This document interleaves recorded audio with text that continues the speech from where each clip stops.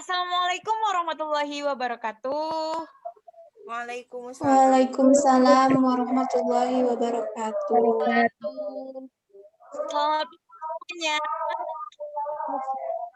Video pembelajaran kali ini bersama kami dari kelompok 8 mahasiswi PGSDC yang terdiri dari saya sendiri, Fiona Carmenita, Saya Anissa Nur Fadila.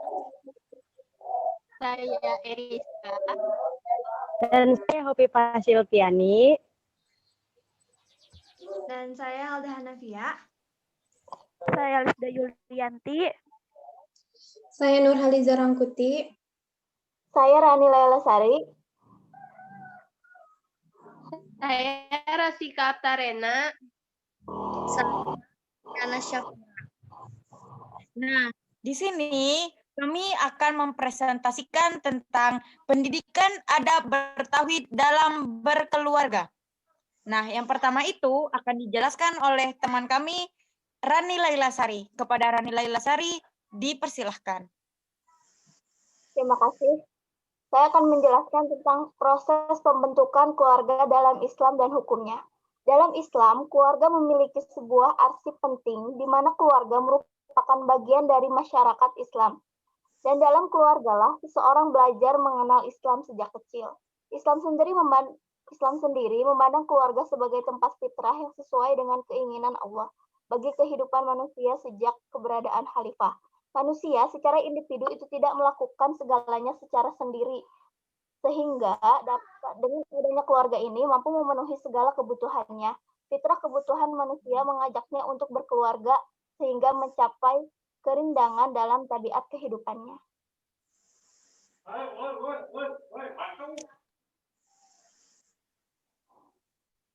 Yang B itu ada tujuan dan fungsi berkeluarga dalam Islam. Yang pertama itu ada tujuan berkeluarga dalam Islam. Yang pertama ada beribadah untuk mengikuti perintah Allah dan Rasul-Nya. Yang kedua ada untuk memperoleh ketentraman jiwa dan mendapatkan kasih sayang suami istri. Yang ketiga ada menahan emosi dan menutup pandangan dari yang haram. Yang keempat ada mendapatkan dan mengembangkan keturunan. Yang kelima ada menjaga kelangsungan hidup umat, khususnya umat Nabi Muhammad SAW. Yang keenam, melindungi kehormatan diri. Yang ketujuh, untuk menjaga fasad dan fitnah. Yang kedelapan, mengharapkan amal jariah lewat doa anak soleh. Dan itu tidak akan menjadi kecuali hanya melalui nikah. Terus yang B-nya itu ada fungsi keluarga dalam Islam. Yang pertama itu ada fisiologis, tempat berteduh yang baik dan nyaman bagi seluruh anggota. Yang keduanya ada tempat untuk mendapatkan makanan, minuman, serta pakaian yang sudah cukup bagi seluruh anggotanya. Yang ketiga ada tempat suami dan istri memenuhi kebutuhan biologisnya. Yang kedua di sini ada fisiologis. Yang pertama itu ada tempat seluruh anggotanya diterima secara wajar dan padanya. Yang kedua ada tempat seluruh anggotanya mendapatkan rasa aman dan nyaman. Yang ketiga ada tempat seluruh anggotanya mendapatkan dukungan psikologi sebagai perkembangannya. Yang keempat, basis pembentukan identitas, citra, dan konsep diri segenap anggotanya. Yang ketiga itu ada sosiologis. Yang pertama itu ada lingkungan pendidikan pertama dan terbaik bagi segenap anggotanya. Yang kedua itu ada unit sosial yang menjabatani interaksi positif antara individu yang menjadi anggotanya dengan masyarakat sebagai unit sosial yang lebih besar. Yang terakhir ada dakwah. Yang pertama itu ada objek pertama yang harus didakwahi. Yang kedua ada model keluarga muslim ideal bagi masyarakat muslim maupun non-muslim. Ia menjadi bagian menyeluruh dari pesona Islam. Yang ketiga ada tempat bagi setiap anggotanya untuk terlibat aktif dalam dakwah. Yang terakhir itu ada antibodi bagi siapa anggotanya dari virus kejahatan.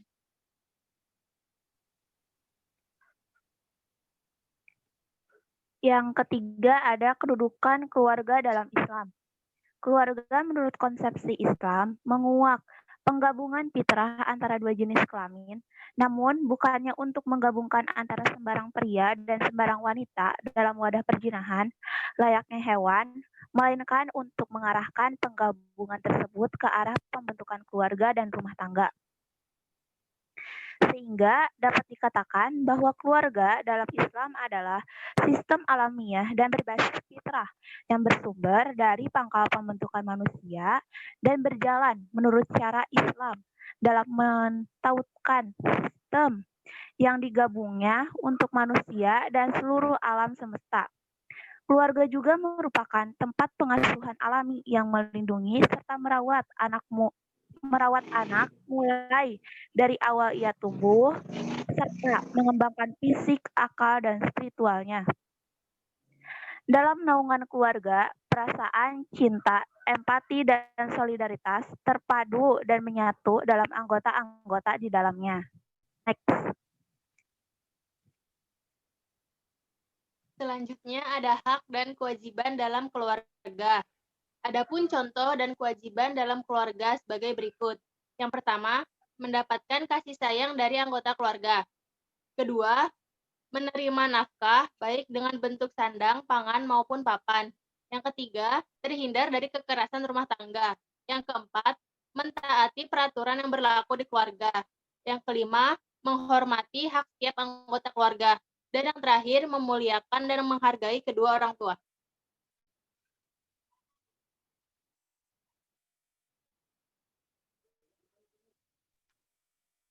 Yang E, hak dan kewajiban suami. Yang pertama, suami wajib memberikan mahar kepada istrinya, kecuali jika istrinya tidak keberatan tanpa diberikan mahar.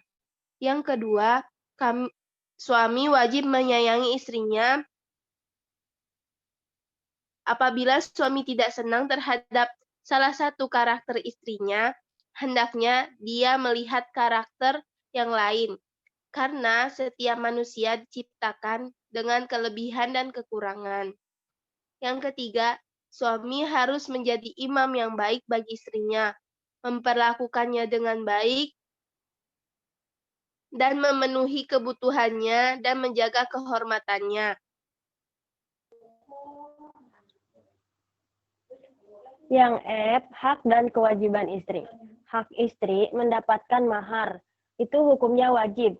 Dalil ayat Allah Azza wa Jalla, berikanlah mahar kepada wanita-wanita yang kalian nikahi sebagai pemberian dengan penuh kerelaan.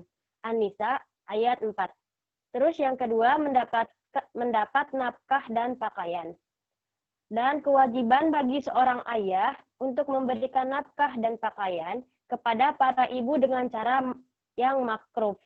Al-Baqarah ayat 233. Yang selanjutnya yaitu kewajiban istri. Selalu taat kepada suami, menghindari murka dan mencari kerelaan suami, menjaga harta, rumah, dan kehormatan suami.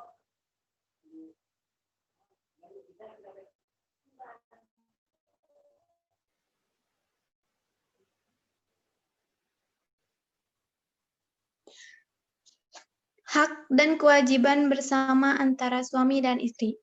Suami dan istri menjadi suatu kesatuan jiwa yang diikat oleh akan yang sangat kuat. Maka dalam menjalani kehidupan berumah tangga harus saling menguatkan dan saling menjaga kebersamaan. Ada 9 hak yang dimiliki oleh suami dan istri dan menjadi kewajiban pasangan untuk merealisasikannya. Suami dan istri memiliki hak dan pasangannya sebagai berikut. Yang pertama, ada hak memperoleh kelembutan. Yang kedua, ada hak mendapatkan kasih sayang. Yang ketiga, ada hak mendapatkan anak. Yang keempat, ada hak mendapatkan kepercayaan dengan baik sangka. Yang kelima, ada bersama dalam suka maupun duka. Yang keenam, ada hak berhias. Yang ketujuh, hak pelayanan dan kenikmatan seksual. Yang kedelapan, hak bersenang-senang Dan yang ke-9, hak kecemburuan.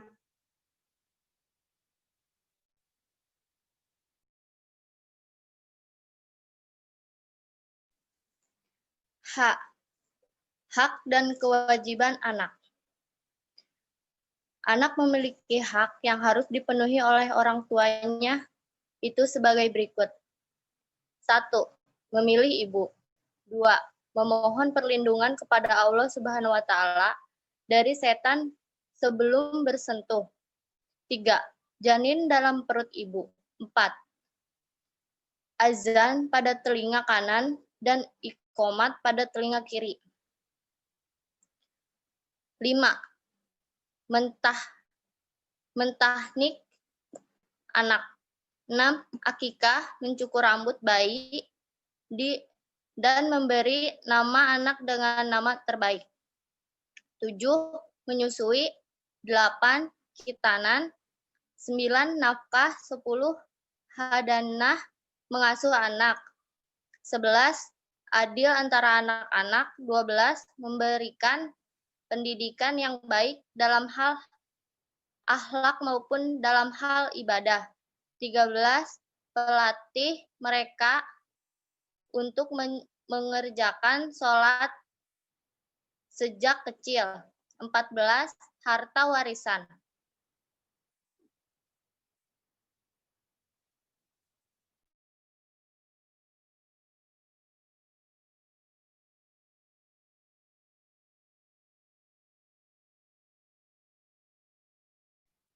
Kewajiban anak terhadap orang tua. 1. Taat terhadap perintah orang tua dan berbuat baik kepada keduanya selama tidak maksiat kepada Allah Subhanahu wa taala. 2. Memberikan nafkah kepada keduanya ketika keduanya fakir atau sangat membutuhkan sedangkan sang anak hidup berkecukupan.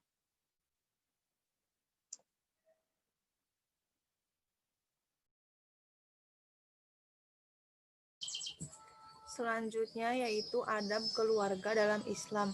Jadi adab keluarga dalam Islam ini ada 4. Yang pertama, adab suami terhadap istri. Yang kedua, adab istri terhadap suami. 3. Adab bersama suami istri.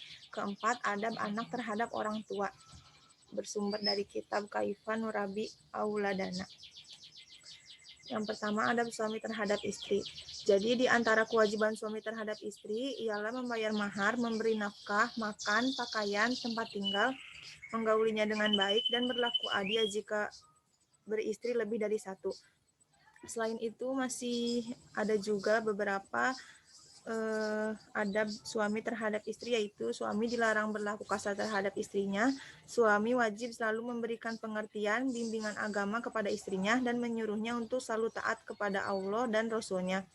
Suami wajib mengajarkan istrinya ilmu-ilmu yang berkaitan dengan wanita, seperti hukum-hukum haid, istihadah, dan lain-lain. Suami wajib berlaku adil dan bijaksana terhadap istri. Suami tidak boleh membuka aib istri kepada siapapun.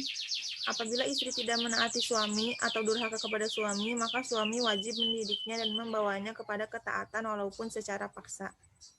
Yang kedua yaitu adab istri terhadap suami. Berikut ada beberapa adab istri terhadap suami. Yang pertama, hendaknya istri menyadari dan menerima dengan ikhlas bahwa kaum laki-laki adalah pemimpin kaum wanita.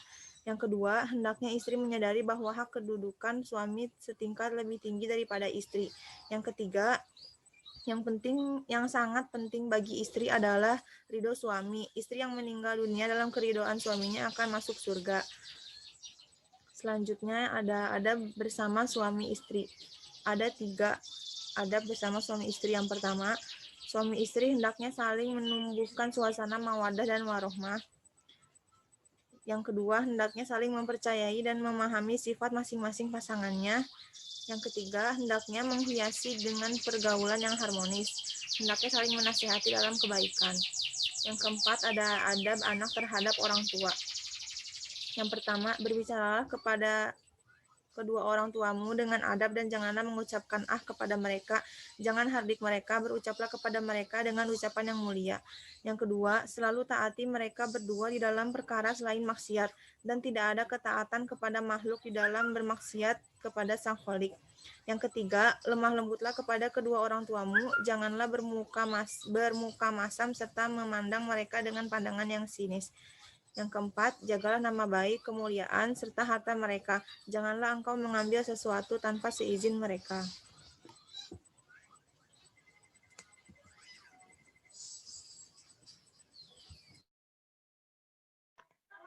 Baik, yang terakhir yaitu J, nisbah antara kerusakan keluarga, agama, dan masyarakat. Nah, jadi nisbah itu adalah hasil atau sesuatu yang akan terjadi jika terjadi antara kerusakan keluarga, agama, dan juga masyarakat. Nah, kalau misalkan terjadi kerusakan di keluarga tuh, yang pertama hubungan dengan orang tua. Nah, konsekuensi paling signifikan bagi anak-anak setelah keluarga mereka terpecah adalah hubungan mereka yang semakin jauh dengan satu atau kedua orang tuanya. Jadi, kalau misalkan terjadi kerusakan keluarga tuh, hubungan anak-anaknya juga terpecah belah, dan itu kan kalau misalkan keluarganya hancur berarti pengaruhnya ke agamanya juga buruk. Allah itu tidak menyukai hambanya yang bercerai, ya kan? Dan dari segi masyarakatnya juga, jadi kayak misalkan di dalam masyarakat tuh kebanyakan anak-anak tuh jadi kayak liar gitu, pergaulan bebas, segala macamnya lah. Terus dari dampak negatif ekonominya. Jadi setelah keluarganya itu rusak, ekonominya pasti terpecah belah dong. Anaknya itu kayak luntang-lantung. Yang udah beda tinggal, yang kadang-kadang mungkin punya mama papanya itu udah punya keperluan masing-masing kan, atau misalkan udah punya keluarganya yang masing-masing. Nah, terus dampak pada kompetensi sosial. Jadi sosial, emosional, dan perilaku anak-anak dan kesehatan mental. Jadi kalau misalkan terjadi kerusakan antara keluarga, itu akan berakibat pada agama dan juga masyarakat, dan juga tuh dampaknya itu terhadap kondisi sosial emosional anak itu sendiri sih. Makanya banyak banget mungkin sekarang tuh kayak anak-anak yang pergaulan bebasnya meluas, banyak sekali anak-anak yang mungkin bisa dibilang liar lah gitu kan, karena itu kondisi sosialnya lagi nggak baik. Jadi kayak sosial emosionalnya itu nggak kekontrol karena nggak ada lagi bimbingan dari orang tua. Dari segi keagamaannya mungkin udah, karena nggak dibimbing tadi, ya rendah lah, hancur lah, ibaratnya cuman Islamnya doang gitu agamanya, cuman nggak ngelakuin apa yang menjadi hak dan kewajiban di dalam agama Islam itu sendiri. Dan di masyarakat juga itu meresahkan sih kalau misalkan terjadi kerusakan di keluarga karena akibat dari sosial emosionalnya itu tidak terkontrol. Akhirnya mereka-mereka itu meresahkan di dunia masyarakat, yang akhirnya terjadilah yang namanya itu narkoba, ya kan, yang terus perkelahian, berantem apa segala macam. Itu pasti kalau kebanyakan anak broken home tuh kebanyakan kayak gitu sih. Pasti dia kayak karena di rumahnya enggak ngerasa mendapatkan kasih sayang, akhirnya dia tuh di luar gitu, yang kayak gitu. Baik, sekian, terima kasih. Nah, baik teman-teman, begitulah penjelasan dari kami kelompok 8 tentang pendidikan adab bertauhid di dalam berkeluarga. Semoga kalian bisa paham dan memahami apa yang telah kami paparkan. Terima kasih banyak. Kami akhiri, wabillahi taufiq wal hidayah. Wassalamualaikum warahmatullahi wabarakatuh. Waalaikumsalam. Waalaikumsalam warahmatullahi